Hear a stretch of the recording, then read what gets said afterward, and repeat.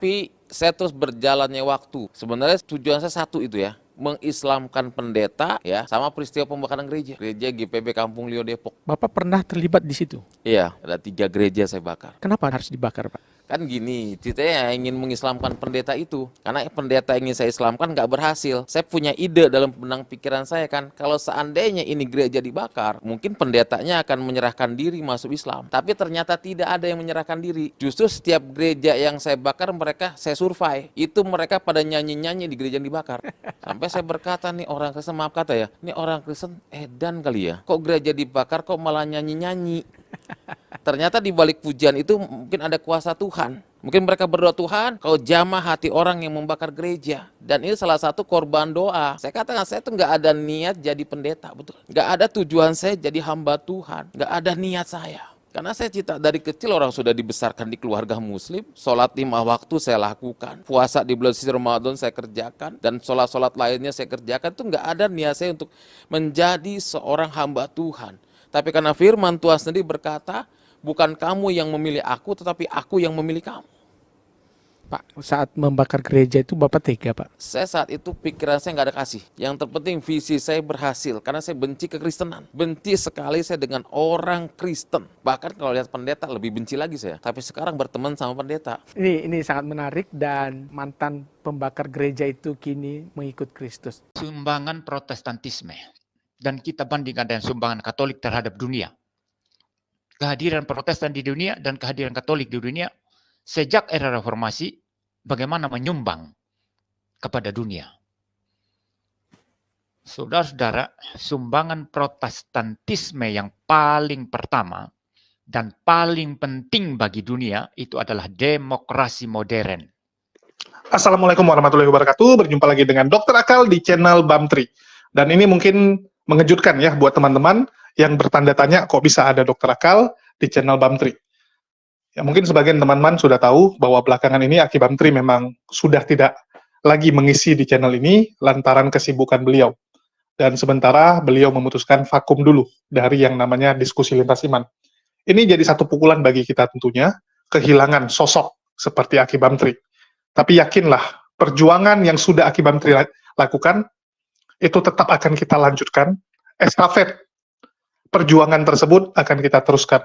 Jadi mohon dukungannya, dan bagi teman-teman yang ingin turut, ingin bergabung dalam perjuangan melawan para Polycarpus ini, itu juga dapat menghubungi saya, karena kita juga lagi open recruitment untuk teman-teman yang ingin ikut berjuang mengisi channel Bamtri ini. Jadi bagi teman-teman yang ingin ikut, silakan hubungi saya. Nomor WA saya taruh di bawah. Ya, nanti kita bisa bahas kira-kira kolaborasi apa, ya, bagaimana kerjasamanya dalam mengisi channel ini agar bisa terus melawan syubhat-syubhat, melawan fitnahan para Polycarpus. Bagi teman-teman yang nggak tahu Polycarpus itu apa, Polycarpus adalah polemikus, orang yang suka membuat polemik. Bedanya mereka ini dibayar, itulah ada kardusnya, karena mereka dibayar dengan sekotak kardus berisi uang. Tujuan mereka adalah merusak toleransi di Indonesia. Mereka dipelihara untuk mengacaukan perdamaian di Indonesia. Mereka sendiri nggak pernah peduli dengan agama mereka. Mereka sendiri nggak peduli dengan Indonesia. Yang penting uang dan uang bagi mereka. Mereka menumpang agama Kristen Protestan untuk merusak, untuk mengadu domba antar umat beragama di Indonesia. Kenapa Protestan yang ditumpangi? Ya karena kita tahu kalau di Katolik nggak mungkin. Kalau di Katolik ketahuan. Kalau ada orang Katolik yang menghujat, ada pastor atau romo atau petinggi Katolik yang berani melakukan hujatan, itu pasti langsung diproses oleh pihak kekatolikan. Karena di Katolik itu datanya lengkap. Nggak bisa orang nyamar-nyamar jadi pastor, romo, nggak bisa. Beda dengan di Protestan. Saking banyaknya denominasi, mereka bisa nyamar. Mereka bisa ngaku jadi pendeta, padahal tidak ada yang mentasbihkan. Contoh Pak Bombong, Saifuddin Ibrahim, ngaku pendeta. Tapi nggak ada gerejanya. Tetapi jemaatnya percaya, penontonnya percaya. Karena mereka tuh nggak ada lembaga yang mengurusi semua denominasi itu, nggak ada. Ya, ini bedanya. Jadi dipakai untuk merusak toleransi di negara kita. Ini biar teman-teman yang di Bamtri sekedar tahu. Dan di kesempatan ini yang akan kita bahas adalah satu hal yang konyol, teman-teman. Di kesempatan ini yang kita bahas adalah Pendeta Muriwali yang sedang ngamuk berat dengan Romo Patris Allegro dari Katolik. Jadi sekarang ini lagi ada perseteruan. Lagi ada perseteruan besar antara Katolik dan juga Protestan Reformasi dari aliran Reform. Romo Patris Allegro itu dihujat habis-habisan oleh Pendeta Muriwali. Dan Muriwali membanggakan bahwa Katolik ini nggak ada demokrasinya. Bahkan dia menuduh bahwa Katolik ini otoriter. Ya, jadi ada tuduhan bahwa yang namanya Katolik itu, waduh, parah, nggak ada demokrasinya.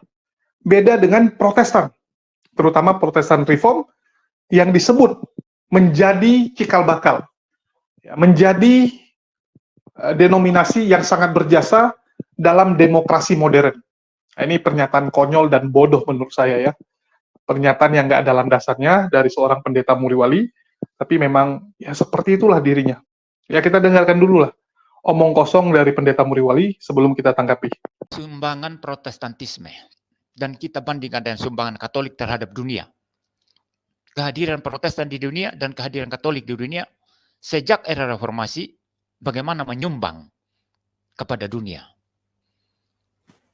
Saudara-saudara, sumbangan Protestantisme yang paling pertama dan paling penting bagi dunia itu adalah demokrasi modern. Demokrasi modern. Di dalam filsafat Yunani, ya, ini kuliah agak berat ini saudara ya. Tapi saya tidak yakin Romo-Romo Katolik ini juga paham hal ini. Walaupun mereka belajar filsafat ya. Tapi mungkin waktu mereka belajar filsafat, mereka ngerumpi-ngerumpi sehingga tidak paham apa yang mereka pelajari. Di dalam filsafat Yunani, terutama dalam pemikiran Aristoteles, saudara. Aristoteles itu mengajarkan bahwa ada 3 bentuk pemerintahan.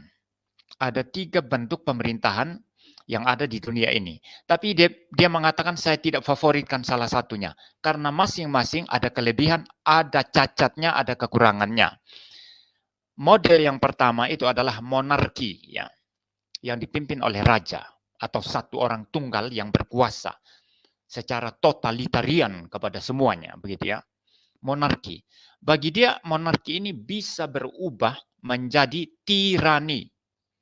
Menjadi diktator yang kejam, menjadi tirani. Itu kelemahan katanya. Kedua, jenis pemerintahan yang sifatnya itu aristokrasi.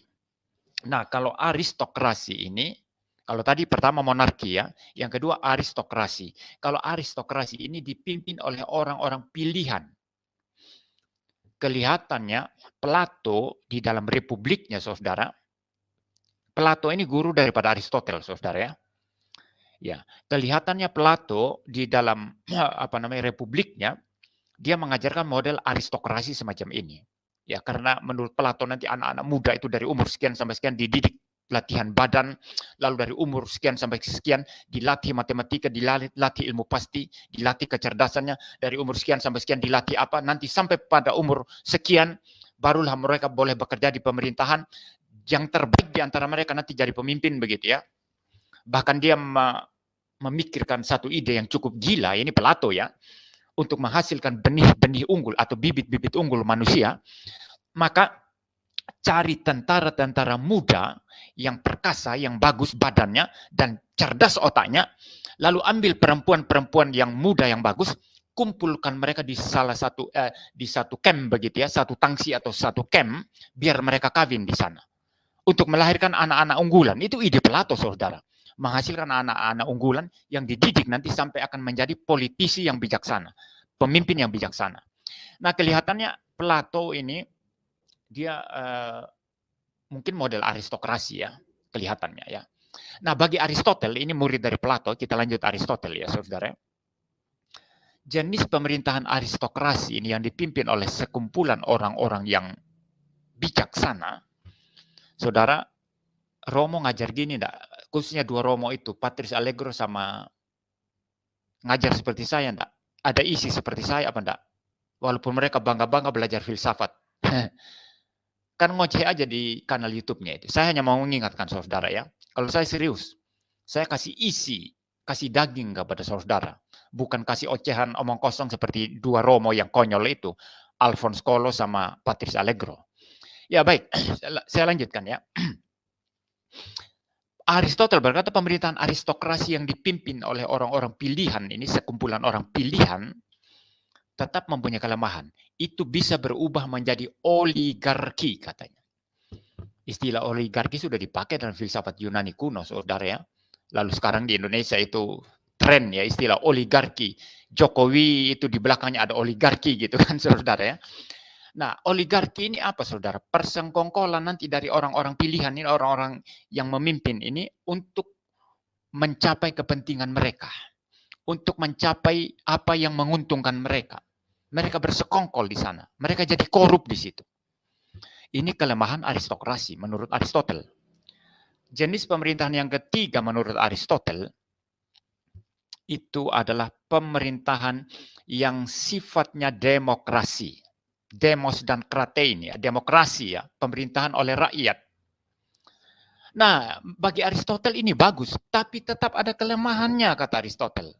Kelemahannya apa? Demokrasi bisa berubah menjadi anarkisme. Demokrasi bisa berubah menjadi anarki. Di mana kekacauan rakyat bisa sembarangan bertindak dan lain sebagainya. Anarkisme, saudara. Jadi masing-masing ada kelemahan. Nah, apakah di sini Aristoteles itu memicu perkembangan demokrasi? Tidak. Dia bahkan mengatakan demokrasi juga punya kelemahan. Dia tidak memfavoritkan demokrasi. Paham ya? Kita maju terus sekarang ke sejarah gereja. Nggak usah bicara masalah kekaisaran, kerajaan ya. Karena yang namanya kekaisaran itu monarki, saudara, bukan demokrasi ya. Yang namanya kekaisaran itu Anda bicara kekaisaran Romawi, kekaisaran Cina, dan lain sebagainya itu kerajaan India, atau apapun itu termasuk kerajaan-kerajaan di Indonesia itu monarki, saudara. Tidak ada demokrasi di sana. Apa kata raja, itu yang harus dilakukan. Nah, kita lihat sejarah gereja. Gereja Ortodoks, dia mempunyai sistem keuskupan. Dan mirip gereja Anglikan. Mirip gereja Anglikan ya. Sistem episkopal atau keuskupan. Itu Ortodoks Timur. Nah, ini lebih kepada sifatnya itu orang-orang yang memerintah dalam gereja atau orang-orang yang mengatur gereja, menata gereja itu sifatnya lebih kolektif, saudara. Lebih kolektif, kolegial ya. Tapi kalau dalam Katolik Roma, Anda lihat apa di sana? Monarki di sana. Semacam monarki di sana, dipimpin oleh yang namanya pemimpin puncak, yang namanya paus. Apa kata paus? Itu yang harus dilakukan. Paham ya, saudara ya? Jadi ada demokrasi tidak dalam Katolik Roma? Tidak ada demokrasi. Tidak ada demokrasi dalam gereja Katolik Roma. Bahkan membaca Alkitab bagi kaum awam saja tidak boleh. Semua harus dijelaskan oleh klerus atau rohaniawan. Dan yang paling puncak di antara klerus itu adalah paus. Yang perkataannya itu tidak bisa dibantah. Ini sifatnya sistem monarki, saudara. Bukan demokrasi. Jadi jangan bilang kepada saya, Gereja Katolik Roma memicu demokrasi modern. Memperkembangkan demokrasi modern. No. Katolik Roma tidak ada demokrasi. Paham ya, saudara? Kita buka semua. Saya kasih daging kepada saudara. Ini daging bergizi yang saya kasih kepada saudara. Kalau pendeta reform kasih kuliah itu bergizi, saudara. Tidak ada yang isinya sampah atau isinya tidak bergizi. Ini gizi. Tidak ada demokrasi dalam gereja Katolik Roma. Itu sebabnya ketika kekuasaan paus semakin kuat, semakin otoritarian, bahkan kaisar-kaisar dan raja-raja di Eropa saja di bawah kendali paus.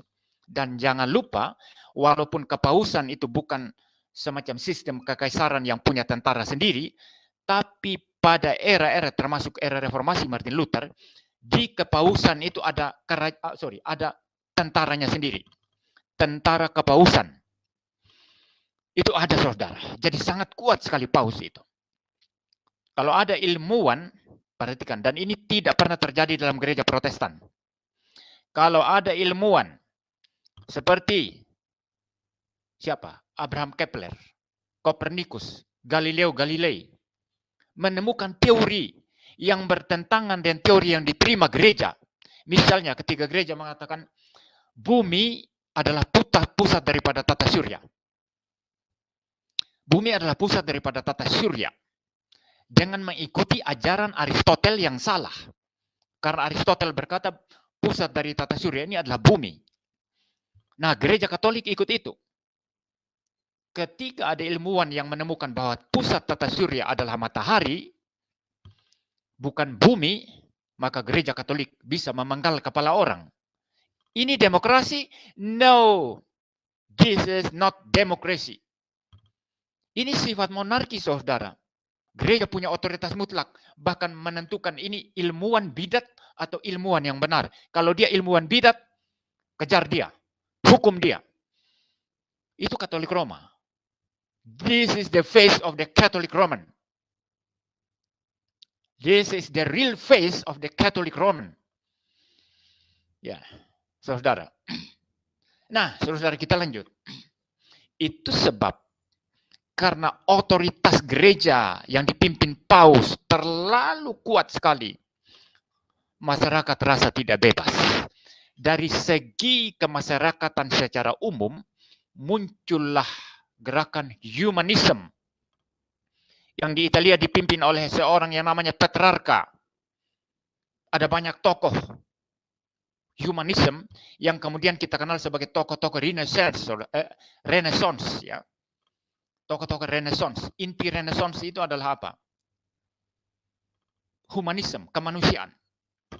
Mereka bosan dengan kungkungan paus, bosan dengan kungkungan gereja yang terlalu otoritatif, mengatur segala bidang kemasyarakatan. Nah, saudara-saudara, di samping muncul gerakan humanisme yang menentang otoritas gereja yang terlalu mutlak, yang dipimpin paus, yang di Belanda juga ada itu seorang humanis terkenal sekali, seorang Renaissance terkenal, yang namanya Desiderius Erasmus, saudara ya. Nanti kemudian dia berdebat, berpolemik dengan Martin Luther ya, saudara ya. Desiderius Erasmus orang Kristen juga ya. Nah, di samping gerakan humanisme yang menentang otoritas mutlak gereja Katolik dan kepausan, kemudian muncul juga reformasi yang dimulai oleh Martin Luther pada tahun 1517. Cuman kedua gerakan ini, baik gerakan Renaissance, humanism, dengan gerakan reformasi itu, presupposisinya beda. Ya. Point of reference-nya atau standar yang dipakai itu berbeda. Kalau humanisme berkata back to human, kembali kepada manusia. Itu spirit humanisme Renaissance yang juga melawan otoritas gereja Katolik Roma yang dipimpin paus. Sedangkan reformasi Protestan dimulai Luther, presupposisinya beda. Presupposisi reformasi Protestan adalah back to Bible. Maka nanti prinsip sola scriptura muncul di sana, back to Bible. Ya, dua gerakan inilah yang menghantam Katolik Roma. Dari aspek teologi oleh gerakan reformasi dan dari aspek kemasyarakatan sosial secara umum dari gerakan Renaissance. Saudara paham ya? Nah, kesimpulannya apa di sini? Tidak mungkin gereja Katolik Roma yang sistem seperti monarki seperti itu dipimpin oleh pemimpin puncak yang namanya paus, tidak mungkin ada demokrasi dihasilkan dari sana. Tidak ada demokrasi. Ya, ini omong kosong semua, teman-teman. Karena demokrasi itu jauh sebelum ada yang namanya gereja atau Kristen Protestan. Dari abad ke-5 sebelum Masehi, manusia, orang-orang sudah mengenal yang namanya demokrasi. Itu berasal dari bahasa Yunani. Ya, demokratia atau kekuasaan dari rakyat. Orang lebih mengenal demokrasi itu dari rakyat untuk rakyat. Dari rakyat untuk rakyat. Dan itu sudah diterapkan dari zaman dulu. Dari Yunani, Romawi, mereka sudah ada. Jadi kalau dibilang, wah ini berkat Protestan, apalagi dia bilang demokrasi modern. Loh, ini demokrasi modern itu yang gimana? Apakah yang kebablasan? Karena kita tahu, hasil dari reformasi, hasil dari demokrasi yang dibanggakan oleh Muri Wali, adalah perpecahan yang terus terjadi. Tercatat sudah mau ada 60.000 denominasi kekristenan dari Protestan. Bayangkan, 500 tahun berdiri Kristen Protestan terpecah menjadi 60.000 kelompok. Bukan sinode, denom. Teman-teman harus bedakan ya, sinode itu nama gereja. Misalnya sinode GBI, gereja Tiberias, gereja Mawar Sharon. Itu sinode, tapi denomnya sama-sama karismatik. Yang kita bahas adalah denominasi, artinya memang ajarannya beda. Contohnya Advent. Advent itu menganggap bahwa hari Sabat, hari Sabtu, nggak boleh ibadah hari Minggu, hari Sabtu. Nggak boleh makan babi. Yang makan babi masuk neraka, menurut Advent. Kalau orang karismatik, bahasa roh, lakukan mukjizat. Tanda orang itu dipenuhi oleh Roh Kudus, dipilih oleh Tuhan, bahasa roh. Reformasi nggak gitu. Gereja Reform nggak gitu. Metodis nggak gitu, beda lagi. Jadi antar mereka tuh berantem sekarang. Carut marut. Belum lagi oneness, Unitarian, tari-tarian, dan sebagainya. Inilah hasil demokrasi yang dibanggakan oleh si kawan kita ini, Pendeta Muriwali. Menurut kalian bagus atau tidak? Ini demokrasi yang kebablasan. Demokrasi yang nggak jelas. Ini orang sibuk nyari panggung, ingin jadi pemimpin, mengedepankan ego. Ini bukan demokrasi. Ya, demokrasi itu menghargai perbedaan pendapat. Keputusan diambil lewat voting. Kalau pendapat kamu itu kalah dalam voting, ya sudah, terima kenyataan. Bukan dengan membuat pengajaran baru. Kalau yang ada di sebelah, ya di Kristen Protestan, mohon maaf, nggak cocok, pendapatnya nggak didengar, tidak terima, ujungnya apa? Keluar, buat denom baru. Wak Donat mengatakan Yudas masuk surga. Gerejanya nggak terima. Gerejanya bilang, udah gila ini. Masa Yudas masuk surga? Wak Donat kamu. Nggak mau bergereja. Nggak mau bergereja, buat denom baru. Begitu juga dengan yang lain. Sedikit-dikit nggak cocok, buat denom baru. Itu bukan demokrasi. Pakai otak. Pakai otak, teman-teman.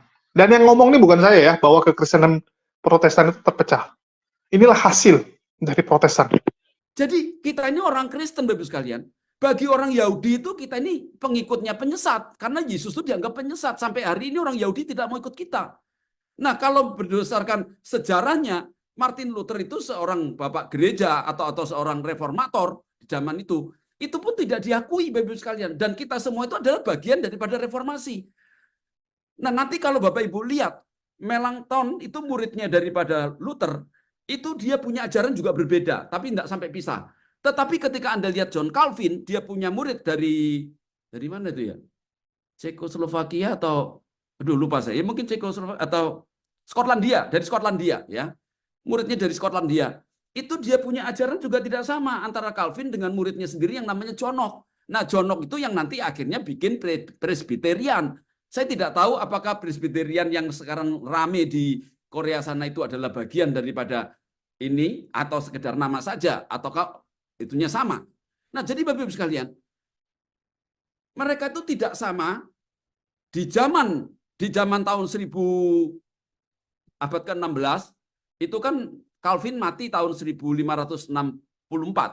Nah, tahun 1560 lahir seorang yang namanya itu Jacobus Arminius. Nah, dia itu awalnya belajar ya, jadi pengikutnya Calvin. Nah, tapi nanti setelah dia dewasa menjadi seorang pendeta, dia justru lawan dengan orang-orang Calvin. Akhirnya tahun 1611 itu dia membuat yang namanya itu 5 remonstran, 5 pokok remonstran. Nah, nanti 8-9 tahun kemudian itu di Dordt ya, di kota di Jerman, di Belanda sana, itu golongan Calvin membuat yang namanya 5 pokok Calvinis. Anda masih ingat kan yang namanya tulip kan, total depravity, kemudian unconditional election, kemudian limited atonement, kemudian irresistible grace, sama perseverance of the sin. Betul kan? Nah, mereka tuh ribut sampai bunuh-bunuhan. Nah, itu sampai di sini sekarang juga ada gerejanya, Bapak sekalian. Di Indonesia tuh sebagian adalah Armenian yang percaya bahwa keselamatan itu bisa hilang, sedangkan yang satu dari golongan Calvin, keselamatan tidak bisa hilang. Lah ini kalau dibuat ribut Bapak Ibu sekalian, nggak ada selesainya, betul kan? Nah, kita tuh harus melihat kerangka yang lebih besar, ya. Ada doktrin-doktrin yang dibuat oleh manusia, dan saya tidak mau bicara soal doktrin. Kenapa? Karena kalau bicara soal doktrin, sekarang ini menurut majalah Science Today tahun lalu saya baca. Tahun lalu itu menurut majalah Science Today, itu kekristenan di dunia itu ada 60.000 golongan kira-kira. Hampir kira-kira 58.000, hampir 60.000. Mungkin sekarang sudah 60.000. Dan mereka itu mengklaim dirinya sendiri bahwa mereka itu adalah benar, Bapak Ibu sekalian. Semuanya bikin Alkitab sendiri-sendiri, kemudian bikin ajaran sendiri-sendiri, kemudian saling membedakan. Oleh sebab itu kekristenan itu tidak pernah bisa bersatu. Di Chinese, waktu saya sekolah di Chinese, ada kata-kata begini ya. 一个中国人是条龙，10个中国人是条虫. Satu orang Chinese itu adalah naga. Tetapi 10 orang Chinese kumpul jadi satu, jadi cacing. Kenapa? Karena ribut sendiri-sendiri. Semuanya saling mau berkuasa, saling menjatuhkan. Nah, sepertinya orang Kristen sekarang itu seperti itu, Bapak Ibu sekalian. Kalau mau lihat perbedaan, kalau mau dicari-cari, pasti ada bedanya, Bapak Ibu sekalian. Betul nggak? Saya dengan istri saya saja bisa berbeda konsep tentang. Saya punya dosen di STTI, suami istri ngajar. Istrinya bilang sama saya nggak cocok sama teologinya dia. Apakah begitu harus cerai? Itu kan pandangan-pandangan, Bapak sekalian. Menurut kalian benar nggak perpecahan seperti itu? Coba kalian renungkan. Ini terpecah, terus terpecah. Bayangkan, mau jadi apa gitu. Dan setiap orang menafsirkan sendiri, menerjemahkan sendiri kitab sucinya. Ngambil kitab suci dari Katolik. Betul nggak? Bukan buat sendiri loh, ngambil dari Katolik. Diterjemahkan sendiri. Katolik terjemahkan bahwa ini artinya begini, datang dia terjemahkan beda. Luar biasa. Yang buat siapa? Yang ngeklaim yang lain. Ini ibarat tahu apa teman-teman? Saya contoh nih. Saya buat boneka atau mainan. Ya, saya buat mainan.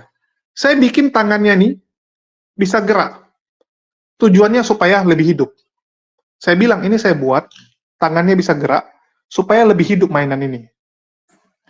Datang Martin Luther, ya, datang ngeklaim ini boneka dia yang buat. Dia ambil boneka ini, ya, dia klaim.